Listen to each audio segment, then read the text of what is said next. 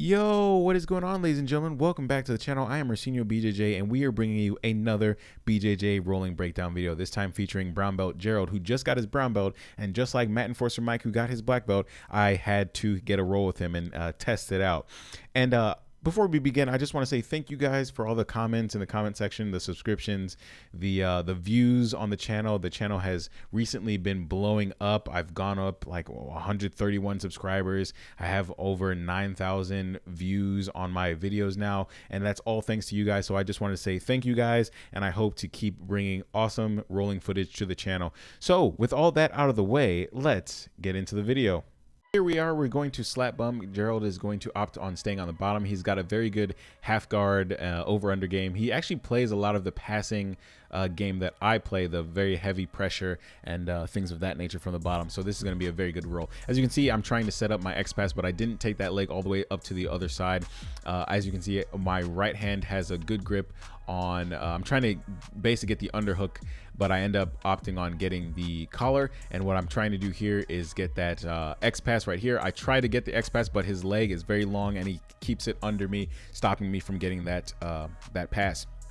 So he is going to grab the back of my belt, and I know that he wants to take me over. So what I decide to do is I decide to sit my weight back, sit on my butt to my heels, keep that pressure nice and away from him so he can't lift me. And when he tries to set up a half guard sweep, I sprawl and get into a more dominant position right here. I decide to stand and start trying to get around his legs. He's got a 2-on-1 grip on my sleeve right here, and he grabs the back of my leg, and what he's doing is he's feeding the lapel to that arm, Bernardo Faria style. So when he tries to go for the sweep, I immediately grab the back of his lapel and I try to sit my knee to his chest and get the sweep, but he's able to, with that lapel, cut the angle and get a nice sweep right there, very Bernardo Faria style, and he gets the 2 points for the sweep right there. So here, what I'm trying to do is I'm just basically trying to get my half guard game going. What I want to do is I want to pull his arm right there and get into a close guard, but he knows that, and he sits over my leg and immediately starts setting up the over under pass, which is the pass that I like to do. So what I decided to do here is basically lock the leg and sit and stay in the half guard and use my frames to stop him from completing the pass right here. So the reason we slap bumped there is because he was actually pulling on the underside of my pants. My pants were coming down a little bit, so he decides to reset. We slap bump and then continue to go. So right here, as you can see, he's setting up the over under pass, and we're gonna go a little bit off screen. I apologize, but right here he gets the over under pass. He hasn't solidified the position yet, but now he has. And what I'm trying to do is recover my guard, take that leg, and try to get my guard back. So as you can see here, he's still going for that over under pass, and I think Gerald outweighs me by like 40 pounds. So that was something that was really good right there. So he tries to complete the pass, and I was able to get my butterfly hook in, and while he tried to take that leg over my leg, I was able to follow him with the butterfly hook and come up for some sweep points right there. He gets immediately into the deep half, does a deep half guard sweep, and immediately gets me back into the position right here. We reset because we hit the wall, but I was able to snake my body out and start taking the back. So Gerald is going to allow me to start in the position I was in on the wall. So immediately here, I take the back, and what I'm trying to do here is work on the bow and arrow choke. So I'm basically using my my feet and staying on his hips, trying to plant there. And as soon as I get that grip with my left hand, what I decide to do here is start sitting up, and I made a fatal mistake right here. I should have taken my right leg and gone over him to set up the bow and arrow choke. What I thought I had the choke right here because my knee was behind his head, but I don't have any way to stop him from rolling because I didn't solidify my foot over his midsection. So as you can see here, he was able to get into a turtle position. And now what I'm trying to do is, instead of staying closer to his tail end, I'm trying to pry his arm out, and what I want to do is get the crucifix position, but I didn't block the backside, and he was able to turn into me and take me down and then solidify the side control position. So I made a lot of mistakes in that position, trying to take the back, trying to get the crucifix position, and you got to remember position over submission. So that was my mistake, and I pay for it by being caught in his side control. So here, this is where we're a little bit off screen. I apologize. The way I was filming this didn't really turn out how I wanted. I was trying to go for a cinematic kind of view, but I ended up cropping it poorly, so I apologize for that. But we don't stay too off screen for long. As you can see, he still has me in that side control position.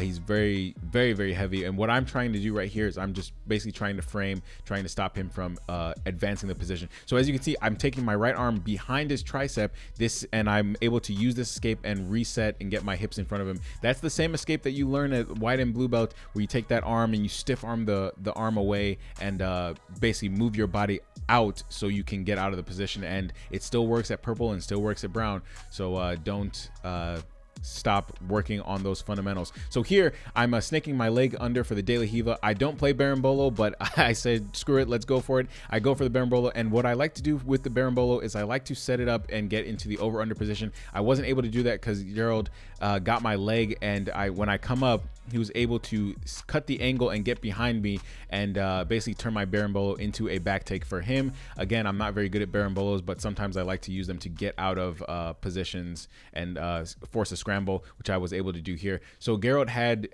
the back, wasn't able to get the hook in, but I was able to stop his arm and basically shimmy my shoulders to the mat and stop him from getting the full back. And now I am in a turtle position right here. But what I decide to do now is I looking at the time and I say, we got 24 seconds left, let's go. So I sit my hip out and I immediately am able to get into like a half guard sweep position right here. And what I'm trying to do is basically step over his guard with that step through pass that you saw right there. But Gerald was able to cut the angle and immediately cut it just like he did last time in the beginning of the video and get me back into a side control position. So I end up framing for the last few seconds of the round, and that is the end of the video. So ladies and gentlemen, that is the end of the video. Thank you guys for watching. I hope you guys had a fun time watching me and Gerald roll. Gerald's style is very similar to my own with the over under passing and the pressure passing, and I was able to actually work a lot on my defense because I made quite a few mistakes. The main one was the bow and arrow choke. Instead of, I should have thrown that right leg over his midsection to stop him from being able to roll into turtle. Having that leg over definitely does help, because if he does roll into turtle, I at least have that one hook in, and I'll be able to get the second hook in and stay on the back.